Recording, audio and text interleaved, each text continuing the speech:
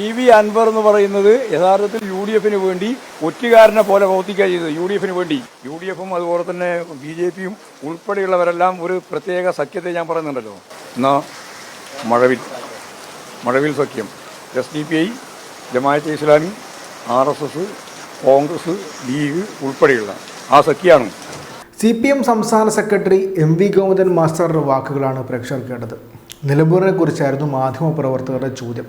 നിലമ്പൂരിനെ കുറിച്ച് ഒരുപാട് സംശയങ്ങൾ മാധ്യമപ്രവർത്തകർ ഗോവിന്ദൻ മാഷിനോട് ചോദിച്ചു. എല്ലാത്തിനും വ്യക്തമായ മറുപടി അദ്ദേഹം പറയുന്നുണ്ട്. പി.വി. അൻവർ ഒറ്റുകാരനാണെന്ന് അദ്ദേഹം വീണ്ടും എടുത്തു പറയുന്നുണ്ട്. മാത്രമല്ല UDF ഇപ്പോഴേ പ്രതിസന്ധിയിലായെന്നും അദ്ദേഹം കൂട്ടിച്ചേർക്കുന്നുണ്ട്. മാത്രമല്ല BJPയുടെ സംസ്ഥാന അധ്യക്ഷൻ രാജീവ് ചന്ദ്രശേഖറിനുള്ള മറുപടി കൂടി അദ്ദേഹം ഇപ്പോൾ മാധ്യമപ്രവർത്തകർക്ക് പറയുന്നുണ്ട്. കേൾക്കേണ്ട വാക്കുകളാണ്. നിലമ്പൂരിലെ ബൈ ഇലക്ഷനെ കുറിച്ച് CPMന്റെ വ്യക്തമായ വിശദീകരണവും വ്യക്തമായ നിരീക്ഷണവും ആ വാക്കുകളിൽ നമുക്ക് മനസ്സിലാകും. ഗോവിന്ദൻ മാഷിൻ്റെ ആ വാക്കുകൾ നമുക്കൊന്ന് കേൾക്കാം. നിലമ്പൂർ ഇലക്ഷനെ ബന്ധപ്പെട്ട് ഇതിന്റെ അപ്പുറം കൂടി LDF യാതൊരു കുഴപ്പമില്ല. UDF സ്ഥാനാർത്ഥി ആരാണെന്ന് കാത്തിരിക്കുകയാണ് LDF. ഞാൻ ഇന്നലെ പറഞ്ഞല്ലോ, ഒരാഴ്ച കൊണ്ട് ഞങ്ങൾ തീരുമാനിക്കുന്നു. പിന്നെ വെറുതെ പറഞ്ഞുകൊണ്ടിരിക്കുന്നു. ഒരാഴ്ചയാണ് ഞങ്ങൾ ഇന്നലെ പറഞ്ഞ സമയം. പോരെ,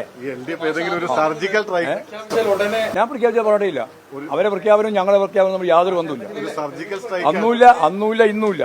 ഞാൻ അന്നും പറഞ്ഞിട്ടില്ല, ഇന്നും പറഞ്ഞിട്ടില്ല, ഇന്നലെയും പറഞ്ഞിട്ടില്ല. ഇന്നലെയും ഞാൻ പറഞ്ഞത് ഞങ്ങൾ 7 ദിവസം കൊണ്ട് പ്രഖ്യാപിക്കുന്നതാണ്. ആ 7 ദിവസം കൊണ്ട് ഞങ്ങൾ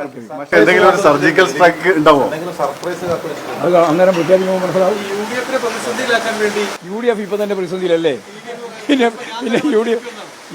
പി.വി. അൻവർ എന്ന് പറയുന്നത് യഥാർത്ഥത്തിൽ UDFിന് വേണ്ടി LDFിന്റെ ഭാഗമായിട്ട് നിന്ന് മത്സരിച്ച് ജയിച്ചിട്ടുള്ള ഒരാൾ.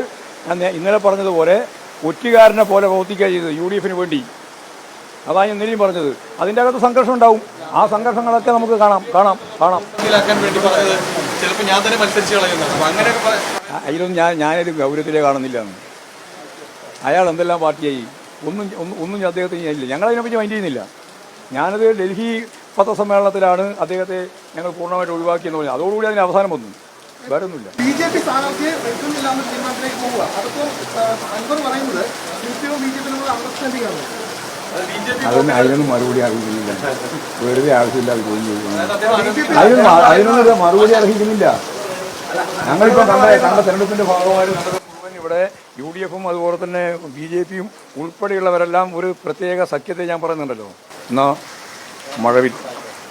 മഴവിൽ സഖ്യം, SDP, ജമാഅത്തെ ഇസ്ലാമി, RSS, കോൺഗ്രസ്, ലീഗ് ഉൾപ്പെടെയുള്ള ആ സഖ്യമാണ്.